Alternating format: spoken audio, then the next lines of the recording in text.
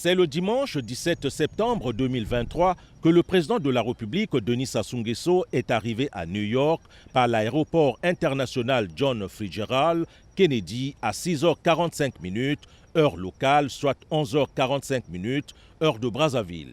Le chef de l'État congolais est salué à sa descente d'avion par Serge Mombouli, ambassadeur du Congo aux États-Unis, et Lazare Makaya Safwes, ambassadeur représentant permanent du Congo auprès de l'ONU. Le président Denis Sassou Nguesso est ici pour jouer sa partition à la 78e Assemblée générale des Nations unies, dont la liste des questions préliminaires inscrites à l'ordre du jour se résume à la promotion d'une croissance économique soutenue et d'un développement durable, conformément aux résolutions de l'Assemblée générale et des décisions issues des récentes conférences de l'ONU, au maintien de la paix et de la sécurité internationale, au développement de l'Afrique, à la promotion des droits humains, à l'efficacité de la coordination des opérations d'assistance humanitaire, à la promotion de la justice et du droit international. Toutefois, le président Denis Sassou Nguesso et ses pairs, dans un multilatéralisme agissant, examineront les questions du désarmement, celles du contrôle des drogues, de la prévention des crimes et de lutte contre le terrorisme international sous toutes ses formes et dans toutes ses manifestations, sans oublier la question d'organisation et d'autres questions administratives.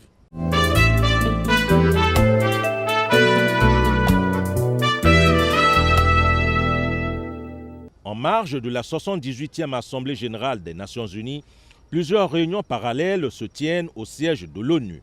Le lundi 18 septembre a été consacré au Forum politique de haut niveau pour le développement durable. Les participants à ce sommet sur les objectifs de développement durable, ODD, ont procédé à un examen à mi-parcours de la mise en œuvre des 17 objectifs de développement durable après le premier sommet de septembre 2015. Au cours de ces assises, les États membres dont le Congo ont saisi l'occasion pour orienter le dialogue international en vue d'accélérer la réalisation de l'agenda 2030 pour le développement durable. Dans son rapport d'étape sur la question, le secrétaire général de l'ONU, Antonio Guterres, a invité les États membres à saisir cette opportunité pour présenter un plan de sauvegarde pour les personnes et la planète articulé autour de 5 domaines prioritaires, à savoir les actions accélérées pour tenir la promesse des ODD dans 7 ans, les politiques ciblées pour éradiquer la pauvreté, le renforcement des capacités en vue d'une relance des ODD de 500 milliards de dollars d'ici 2030, l'appel aux États à faciliter le renforcement continu de la capacité du système multilatéral et combler les lacunes et les faiblesses liées aux ODD. L'issue de ce sommet sur les ODD a été marquée par l'adoption d'une déclaration contenant des orientations politiques de haut niveau sur les actions transformatrices et accélérées que les États membres se doivent de mener afin de réaliser les ODD à leur échéance de 2030.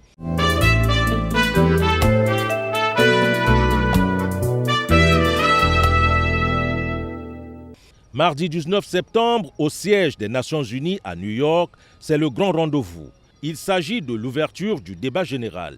Ici, les chefs d'État des pays membres de l'ONU arrivent à tour de rôle. Parmi ces dirigeants du monde figure bien le président congolais Denis Sassou Nguesso. Tous viennent rehausser de leur présence les travaux du débat général de la 78e Assemblée générale de l'ONU, placé sous le thème « Reconstruire la confiance et raviver la solidarité », accélérer l'action sur la mise en œuvre de l'agenda 2030 et ses objectifs de développement durable à travers la paix, la prospérité, le progrès et la durabilité pour tous. Ce thème décline également les priorités du président de la 78e Assemblée générale, Denis Francis. Au moment où s'ouvrent ces travaux, il y a lieu de souligner les défis qui gangrènent les Nations unies.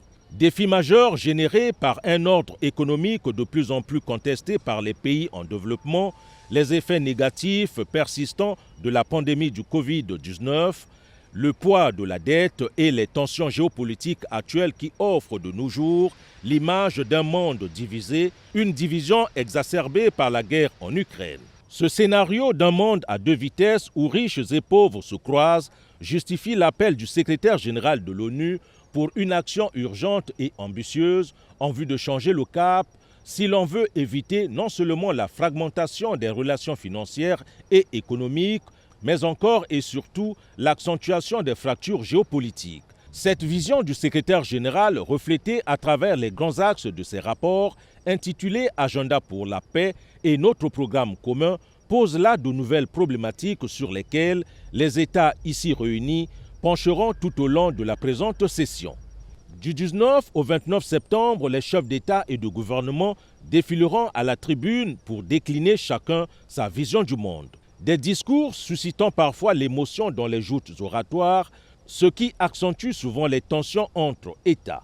Pour la journée inaugurale, la parole a été donnée primo au président du Brésil, Lula da Silva, qui a évoqué la crise climatique, la faim et la pauvreté qui, selon lui, sont les défis des temps présents. Il a en outre annoncé le grand retour de son pays dans la scène internationale.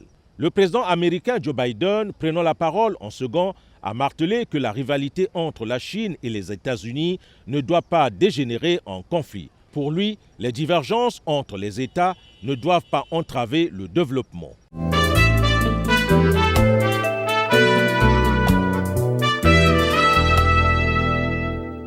Au sortir de la cérémonie d'ouverture du débat général, le président de la République, Denis Sassou Nguesso, a pris part au mini-sommet sur le marché des crédits carbone équitables en Afrique, co-organisé par la RDC et le PNUD. Le chef de l'État congolais a été invité en sa qualité de président de la commission climat du bassin du Congo. L'objectif de cet atelier est de sensibiliser à la nécessité d'un prix plancher partant des crédits carbone dans les 3 grands bassins forestiers tropicaux du monde. Nous avons besoin de financement pour l'objectif de développement durable numéro 3, celui qui porte sur l'éradication de la pauvreté, parce qu'au centre, nous avons des populations. Et vous comprenez pourquoi nous devons aller vers un marché régulé. Et dans les conclusions de Nairobi, nous avons porté également les 54 États africains pour que d'autres respirent. Il y a simplement des populations qui ont besoin d'une économie circulaire que nous voulons lever pour tous être à égalité.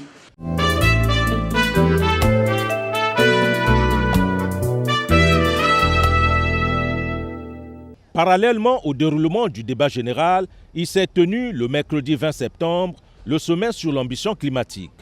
Organisé par le secrétaire général de l'ONU, ce sommet s'est articulé autour de 3 axes distincts mais interdépendants: l'ambition, la crédibilité et la stratégie de mise en œuvre. L'objectif est de montrer les progrès réalisés dans chacun de ces domaines.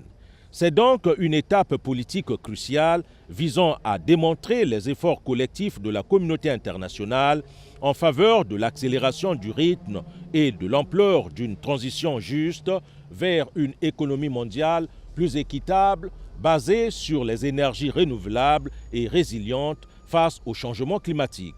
Par la tenue de ce sommet, Antonio Guterres adhère à l'ambition du président Denis Sassou Nguesso à travers l'organisation du sommet des 3 bassins forestiers tropicaux visant la mise en place d'une structure internationale pour la gouvernance inclusive et coordonnée de ces 3 écosystèmes emblématiques. Ceci pour obtenir le soutien formel des partenaires impliqués dans ce dossier à différents niveaux. Une occasion aussi pour le secrétaire général de l'ONU de rappeler les promesses du Fonds vert pour le climat dont 80% des contributions devraient être attribuées de droit aux 3 écosystèmes mondiaux que représentent les 3 bassins forestiers tropicaux de l'Amazonie, du Congo et du Bornéo-Mékong. Et même de présenter les objectifs nationaux portant à la réduction des émissions de gaz à effet de serre et la transition énergétique vers les énergies renouvelables.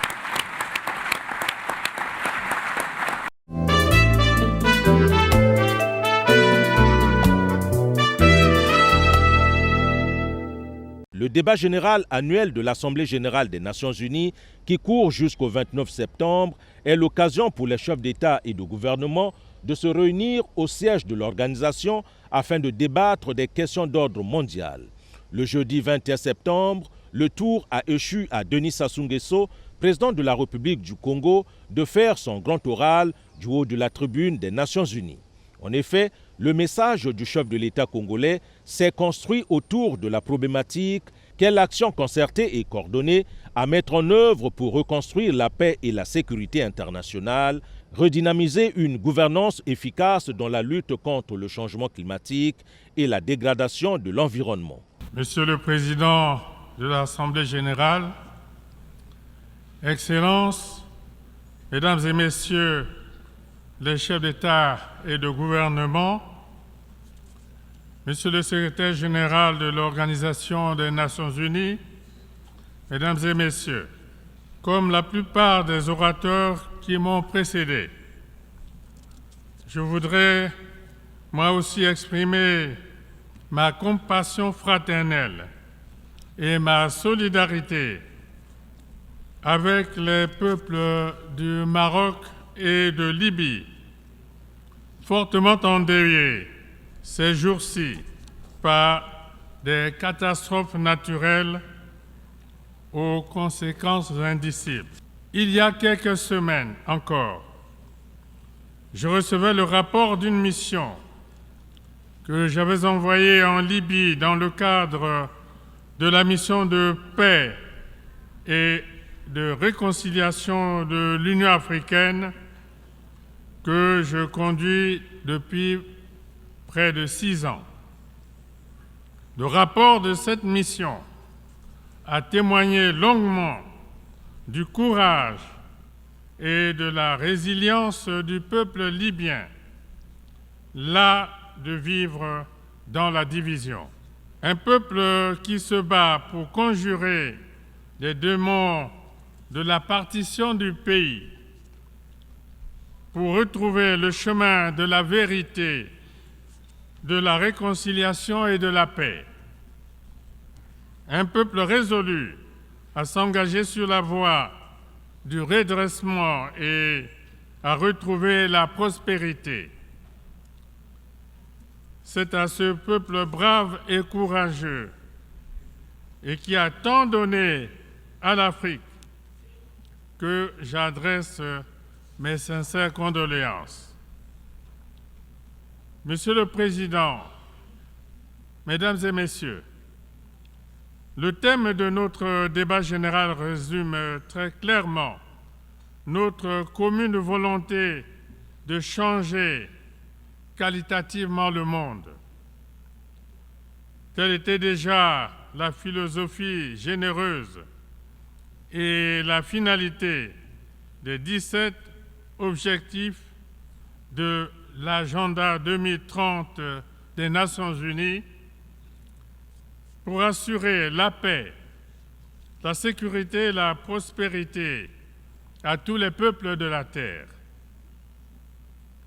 Qu'il s'agisse d'éliminer la pauvreté et la faim dans le monde, grâce à une économie globale plus juste et plus équitable, grâce à une agriculture plus performante et durable, ou qu'il s'agisse de garantir la bonne santé au plus grand nombre et une éducation de qualité aux plus défavorisés, il n'y a là que des priorités absolues.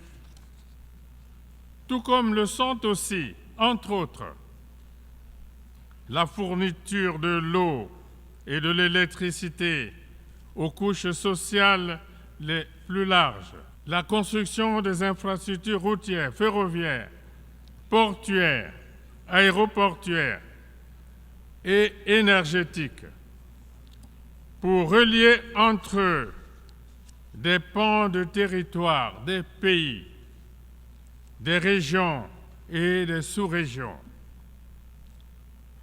La préservation des écosystèmes de biodiversité, notamment par une gestion responsable de ces forêts tropicales qui sont l'un des plus précieux patrimoines que nous ayons reçus de la Providence. Le combat pour faire évoluer les mentalités dans le monde, dans le respect de la diversité des expressions culturelles et dans la tolérance réciproque. L'ancrage dans nos sociétés de l'idée d'égalité des genres et de parité homme-femme. L'autonomisation des femmes et des filles. Sur ce dernier point, je voudrais souligner la part prépondérante dans la responsabilité qu'ont prise les femmes dans mon pays au cours des 15 dernières années. Aujourd'hui, elles contribuent de manière remarquable à la promotion de leurs droits et libertés, au combat pour l'élimination de la pauvreté et à l'intensification d'une éducation inclusive à travers des formations et des apprentissages tous azimuts.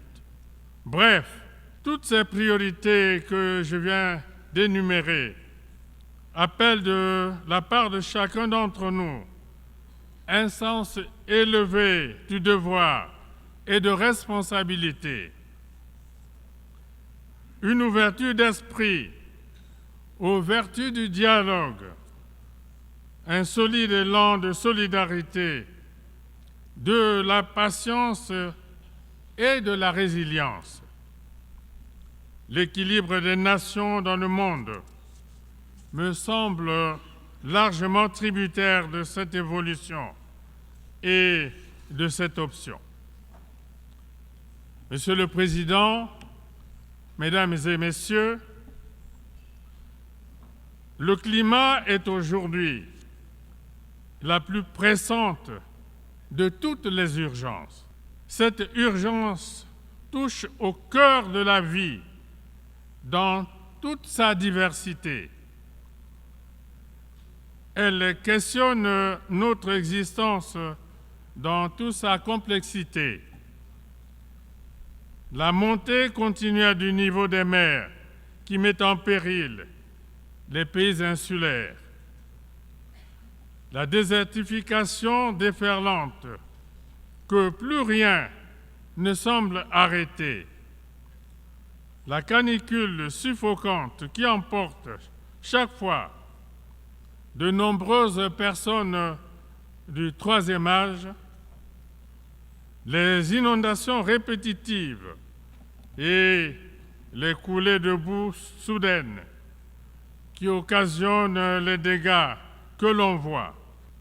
Autant de phénomènes aussi dangereux que dévastateurs qui interpellent désormais jusqu'aux plus sceptiques d'entre nous.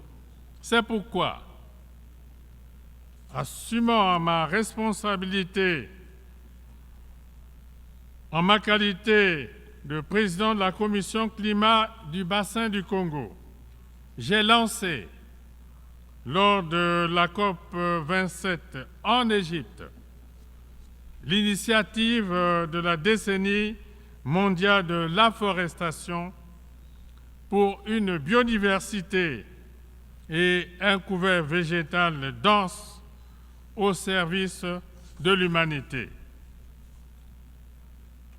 Dans le même élan, mon pays, la République du Congo, s'est engagé à abriter en octobre prochain un sommet des 3 bassins des écosystèmes de biodiversité et des forêts tropicales, Congo, Amazonie, Bornéo-Mékong et Asie du Sud-Est, comme réponse collective et concertée de ces 3 poumons verts de la planète à l'insécurité climatique désormais si menaçante. Depuis la nuit des temps, nous le savons tous, la forêt fait vivre des millions et des millions d'individus. Avec un taux de déforestation des plus faibles au monde, puisqu'il n'est que de 0,06%.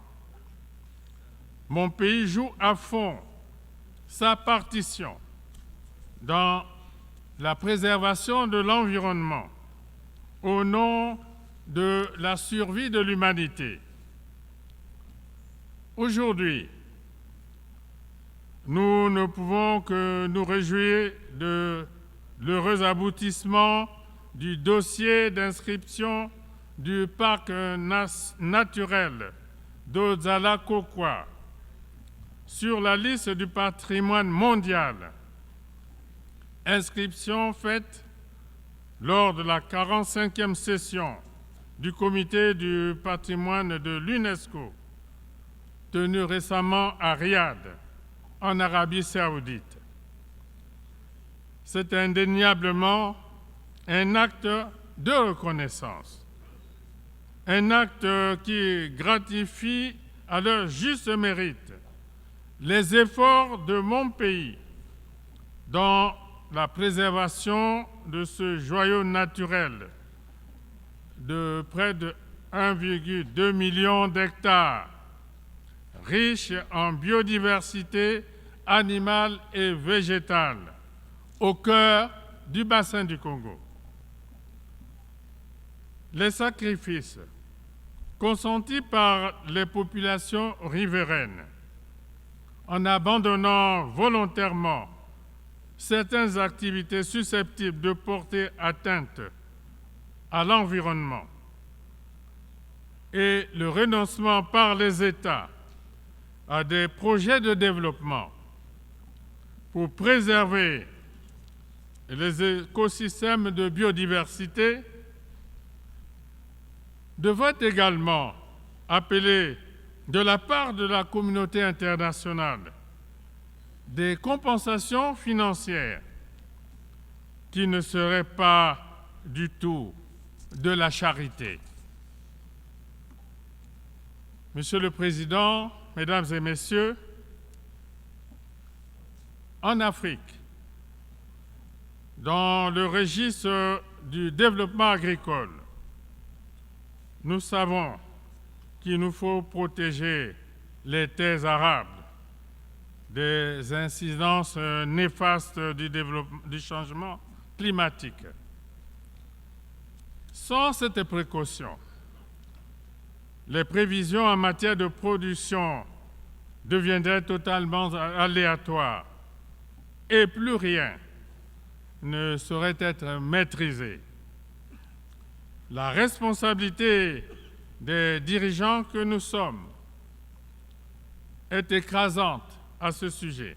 En effet, avec une population qui pourrait avoisiner les 2 milliards d'habitants en 2050, l'Afrique doit dès à présent opérer un bond qualitatif pour disposer demain d'une nourriture suffisante et de qualité et conjurer à tout jamais le spectre de la famine et de l'exode de ces populations. L'Afrique a urgemment besoin d'une agriculture moderne, soutenue notamment par des dispositifs performants d'irrigation et de mécanisation. Une agriculture qui doit lui permettre de réduire de manière significative ses importations alimentaires, aujourd'hui encore trop élevées. C'est pourquoi j'en appelle à des partenariats techniques et financiers efficients pour des avancées substantielles dans ce secteur. L'Afrique n'a nullement besoin de ces partenariats sous-tendus par des aides publiques au développement, politiquement orientées et synonymes d'aumône organisée. Les subventions au compte-gouttes, distillées au rythme des intérêts propres des donateurs, ne permettront certainement pas l'essor réel et effectif de notre continent. Monsieur le Président, Mesdames et Messieurs, la présente session de l'Assemblée générale se tient alors que les guerres et autres conflits armés font rage dans le monde.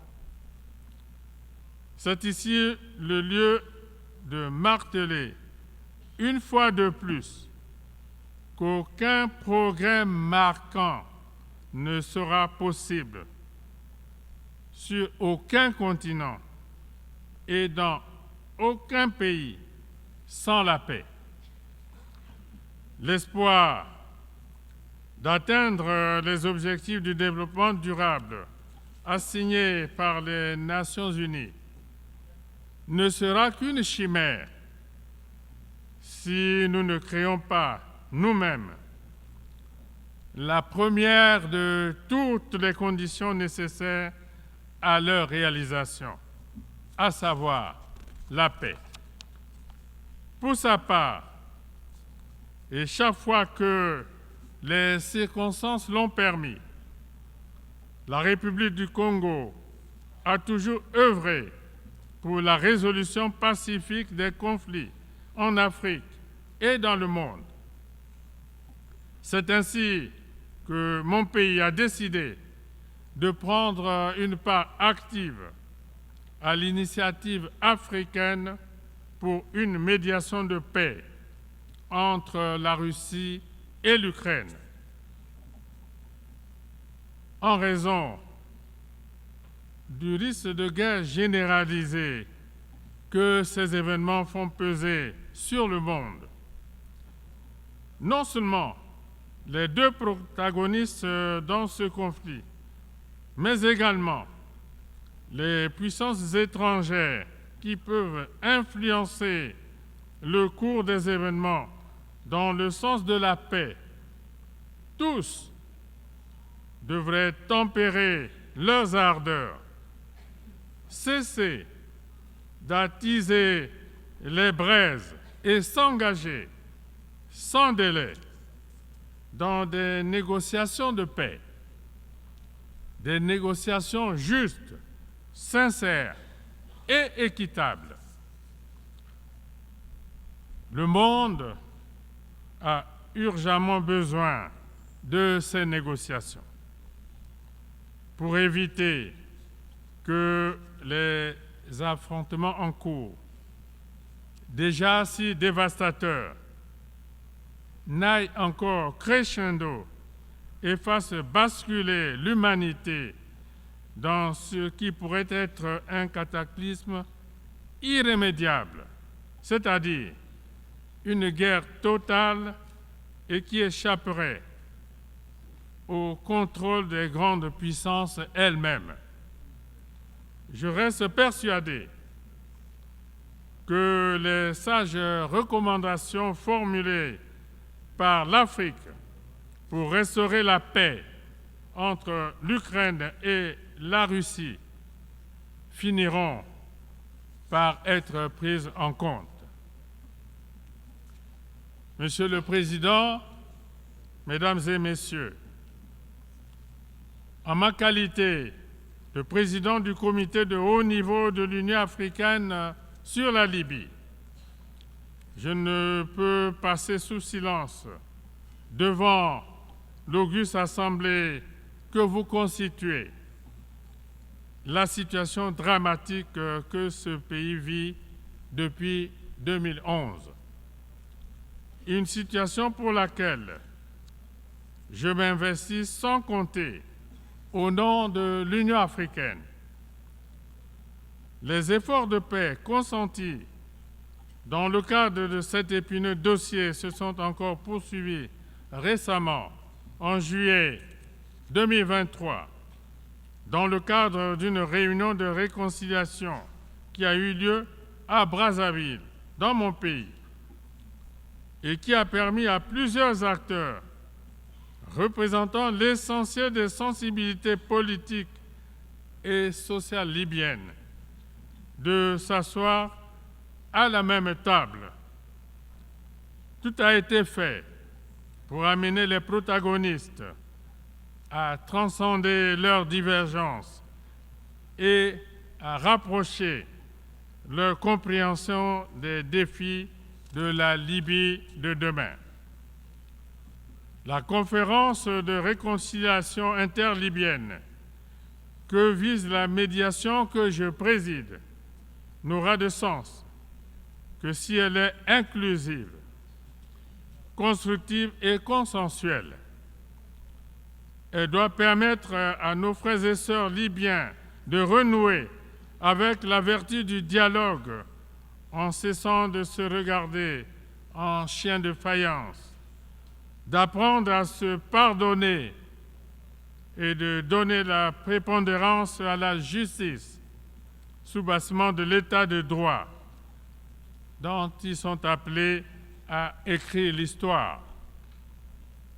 J'en appelle une fois encore à l'accompagnement de la communauté internationale, à commencer par les pays de la sous-région et les organisations qui les regroupent, sans oublier les pays dits du quartet, en vue d'un soutien concret à nos efforts afin d'ouvrir une perspective solide et crédible à la résolution définitive de cette crise qui n'a que trop duré.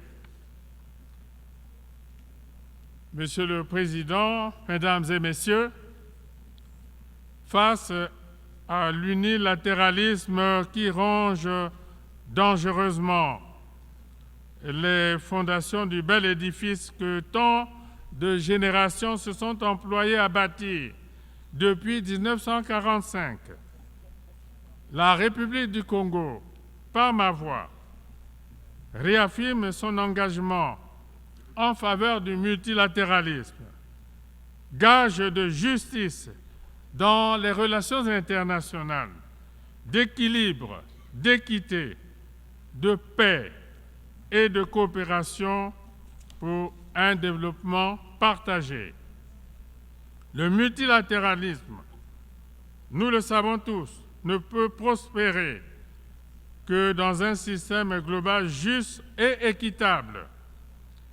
Un système qui soit à l'image non plus des fantasmes du passé, mais des évolutions et des réalités de notre temps. D'où l'impérieuse nécessité de réformer son outil de référence qu'est le Conseil de sécurité des Nations unies, afin d'assurer une représentation plus juste de tous les continents et de tous les peuples du monde. Sur ce chantier, l'Afrique a une position commune, une position conciliante et consensuelle, scellée à Ezulvini, que mon pays n'a jamais cessé de défendre, et ce, depuis plus d'une décennie. Je réitère ici et maintenant l'exigence africaine, légitime à tous égards, de voir deux de ces États siéger au Conseil de sécurité des Nations unies en tant que membres permanents avec droit de veto.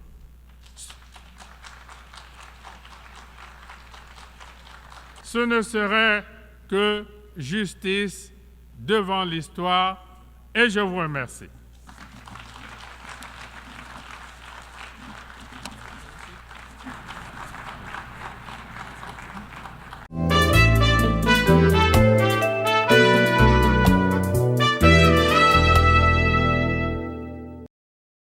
À New York, le président de la République a eu des contacts en bilatéral, tout comme en multilatéral. Le chef de l'État s'est entretenu avec son homologue centrafricain, Faustin Archange Touadéra. Les deux hommes d'État ont passé en revue l'état des relations d'amitié, de fraternité et de coopération qui existent entre le Congo et la RCA. Abordant les questions sous-régionales, Denis Sassou Nguesso et Faustin Archange Touadéra ont évalué les décisions du 4e sommet extraordinaire de la conférence des chefs d'État et de gouvernement de la CEAC tenu à Diblo en Guinée équatoriale le 4 septembre 2023. En sa qualité de facilitateur en la crise politique au Gabon, le président centrafricain a fait le point de sa mission au chef de l'État congolais, Denis Sassou Nguesso, nanti d'une grande expérience dans la médiation de plusieurs crises en Afrique, notamment en République centrafricaine, en République démocratique du Congo, en Côte d'Ivoire, au Soudan et en Libye. Au cours de leurs échanges, les deux chefs d'État ont évoqué les dossiers clés de la 78e Assemblée générale de l'ONU. Le président de la République a également offert son hospitalité au président du Libéria, George Weah. Les deux chefs d'État ont jeté les bases d'une coopération mutuellement avantageuse. Avec le président de la Guinée-Bissau, Umaro Sissoko Embalo, il a été question de donner un coup d'accélérateur aux bonnes relations d'amitié et de fraternité qui lient les deux personnalités, mais surtout de rapprocher l'axe Brazzaville-Bissau. Quant au secrétaire général de l'ONU, Antonio Guterres, les entretiens ont porté sur les enjeux climatiques, avec en perspective la tenue du sommet des 3 bassins forestiers tropicaux que Brazzaville va abriter sous peu. La série des audiences a été bouclée par l'entretien avec la sous-secrétaire d'État américain aux affaires africaines, Mme Molly Fee. La question libyenne, la protection de l'environnement et la tenue du prochain sommet des 3 bassins forestiers étaient des sujets abordés par les deux interlocuteurs. J'ai eu le plaisir de m'entretenir aujourd'hui avec le président concernant son rôle dans la médiation en Libye. Nous apprécions les efforts qu'il entreprend pour arriver à une résolution en Libye, particulièrement actuellement avec la catastrophe qui s'est produite. Le président et moi nous sommes entretenus au sujet des institutions gouvernementales faibles en Libye, mais plus généralement en Afrique, et des difficultés que cela pose pour la prospérité et la stabilité. Nous avons parlé des différentes manières de renforcer la démocratie en Afrique. Nous avons également parlé du leadership du président dans le domaine des forêts tropicales et de la conférence qui va bientôt se tenir à Brazzaville. Et nous sommes félicités également de notre coopération avec les pays du littoral, dont le Congo, sur les questions relatives au littoral et à l'océan. Au terme de cet agenda diplomatique riche en contacts de haut niveau, il y a lieu de souligner que le séjour du président de la République à New York valait bien son pesant d'or.